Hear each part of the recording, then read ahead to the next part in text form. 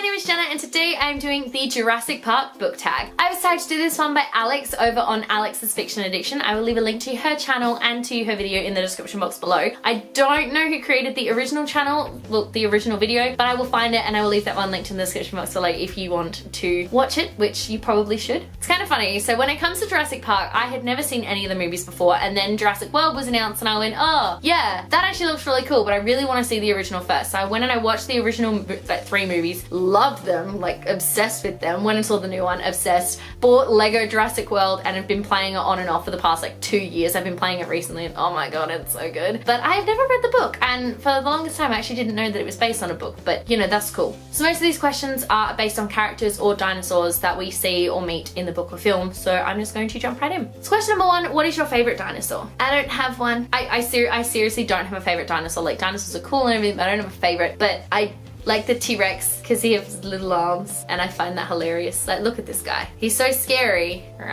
Oops, he touched the camera. But look how little his arms is.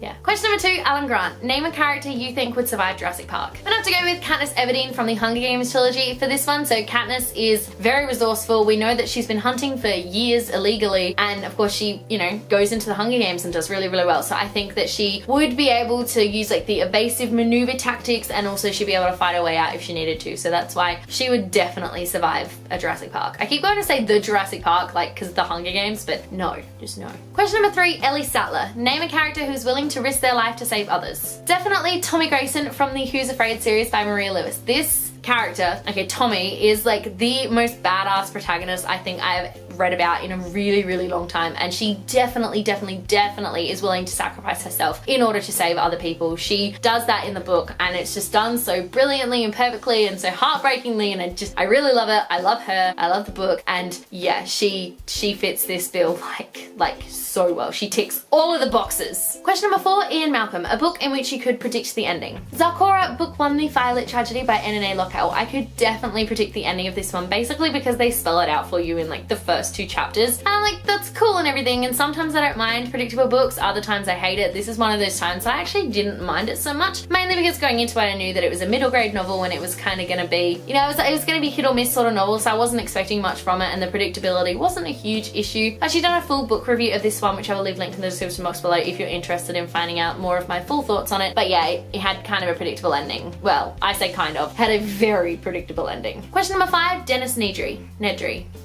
A character or characters that is willing to put others in danger for their own benefit. So I'm actually gonna go with more of a corporation for this answer, and I'm gonna go with Wicked from the Maze Runner series. So Wicked is this big, massive corporation that has stuffed teenagers into a maze in order to find a cure for a disease. And like, if that doesn't scream putting others in danger for their own benefit, I don't know what does. And also, just as a side note, I hate Wicked and Teresa, but you know, we don't need to talk about Teresa here. Although actually, if I wanted to pick a character, I would pick Teresa for many reasons. I have so many reasons why I hate that girl, and that would be one of them. Oh god, now we've moved on to dinosaurs. Let's see if I can say these dinosaurs' names. Question number 6, Brachiosaurus. A book that took you a long time to finish. Definitely Mrs. Dalloway by Virginia Woolf. This is like the shortest book ever. It only has like 200, not even 200 pages. Oh no, 200 pages. But it is so dense. So it's told using a technique called a stream of consciousness, which basically means there are no chapters. It's literally hardly any, well, there's no paragraphs either. It's literally just like one stream of consciousness. And I'm like, I don't know who's talking. I don't know who this is. I know nothing. I'm so confused. So because of that, it took me a while to get through, even though it is like the shortest book ever.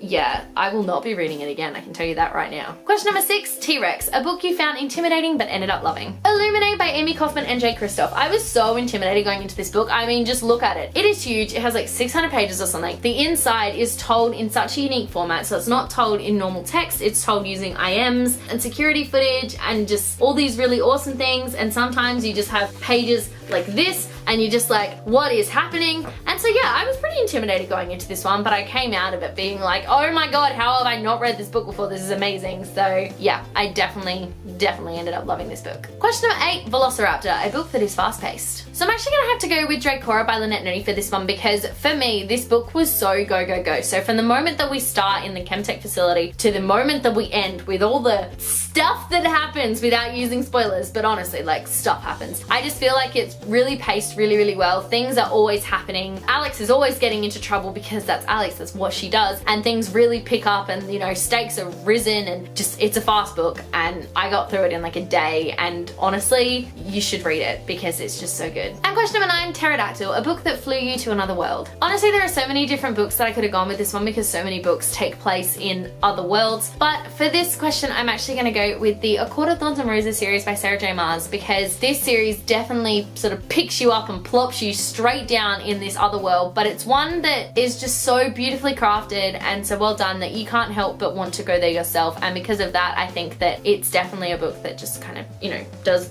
that, which is basically what a pterodactyl does. Kind of, not really, not at all. What am I talking about? Yeah, so this book flew me to another world in a good way, and I loved it. Thank you, Alex, for tagging me to do this. I had so much fun. There is a 10th question, which is the Triceratops, which is to tag 3 people to do this, and once again, I'm not going to tag anybody just because I'm hopeless at tagging people in tags, and yeah. If you want to do this tag, feel free. Leave a comment below with a link to your video so that I can watch it though. Thank you so much for watching. Let me know in the comment section below what your answers to some of these questions are. I would love to know. If you like this video, be sure to give it a huge thumbs up, and don't forget to subscribe to my channel so you don't miss a thing. Stay random. Bye.